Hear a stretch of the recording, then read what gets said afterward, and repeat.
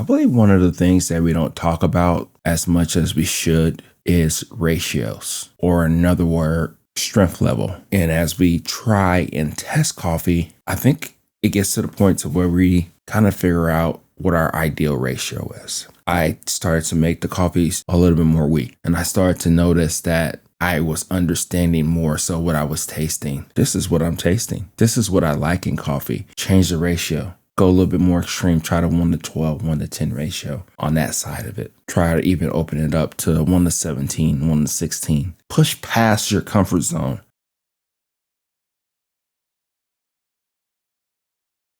I believe one of the things that we don't talk about as much as we should is ratios, or another word, strength level. A lot of us coffee geeks have this idea or logic of where we like our coffee, right? Certain coffees are different, but I believe once we start seeing a pattern, that's when we should really start to pay attention. What I mean by that is that for the longest, I would do like 1 to 10 ratio, which is pretty strong. Mainly because whenever I have coffee, I have it with my wife, and she tends to like a stronger cup of coffee. And I'm not so much of in the business of making separate coffees tailored to different people all the time. It's one of those things to where, why would I do that? Why would you do that? I know you're trying to accommodate as many people as possible, but the thing about it is, it's just that you're just trying to figure things out as we're going through this whole journey together, or not together, or whatever you may be doing. And as we try and test coffee, I think it gets to the point to where we kind of figure out what our ideal ratio is. So like I said, for the longest, it was 1 to 10. It was heavy.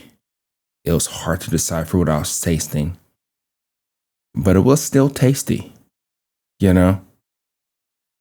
And then it got to the point to where it was something about it just didn't gel. Either I was working somewhere and I had to like accommodate more people. Sometimes I'll get little comments like it's too strong or something like that, which is perfectly fine. But those are the times that you start to experiment more, kind of see things for what they are. And as you start to open up your palate and your understanding of coffee, things start to change. That makes any sense. Of course, things start to change. So as I kept on drinking and exploring, I started to make the coffees a little bit more weak. And I started to notice that I was understanding more so what I was tasting. It wasn't just this heaviness of like strong coffee. It had a little bit more character to me. So then it was 1 to 11, 1 to 11, 1 to 12, 1 to 13. 1 to 13 was kind of like an odd, weird number. And I'm kind of that person who doesn't have that much coffee. So if I have 10 grams, I only put 130 grams in there, and I'm tasting it, and I can be good for the most part of the day. Not everybody's like that. But then I start inching closer and closer to 1 to 15. And to me, personally, that's where you want to be. It's a good sweet spot. You can taste the coffee, it's strong enough, and you can enjoy it. You can decipher exactly what you're tasting for the most part. And then it started getting a little crazy. Then I started drinking other coffees. A light roast Colombian that was fruit forward. And then now, naturals. Naturals been working out pretty well at a stronger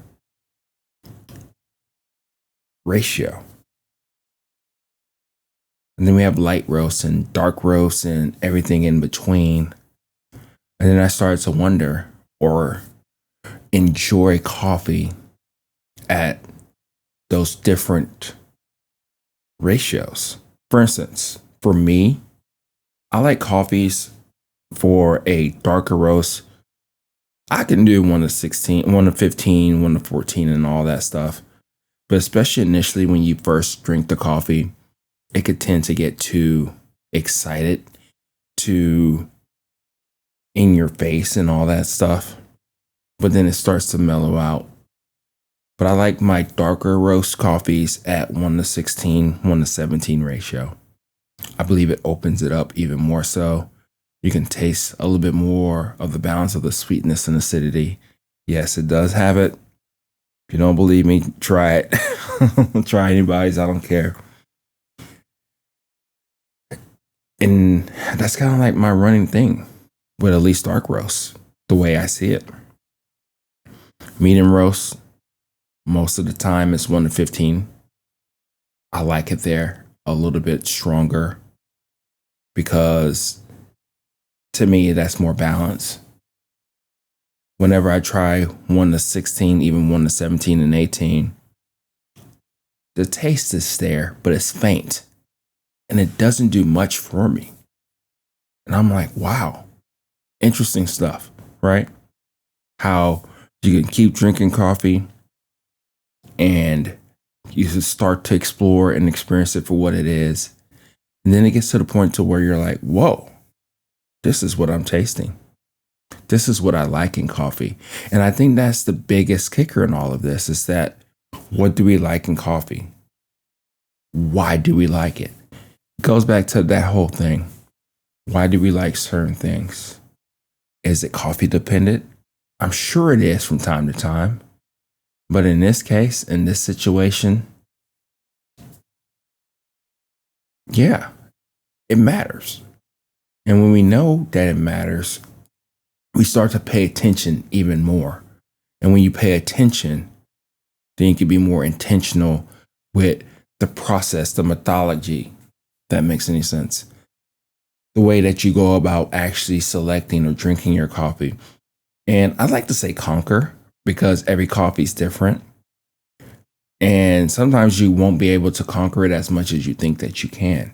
But I guess what I'm saying is that the ratio is part of you getting there, you know?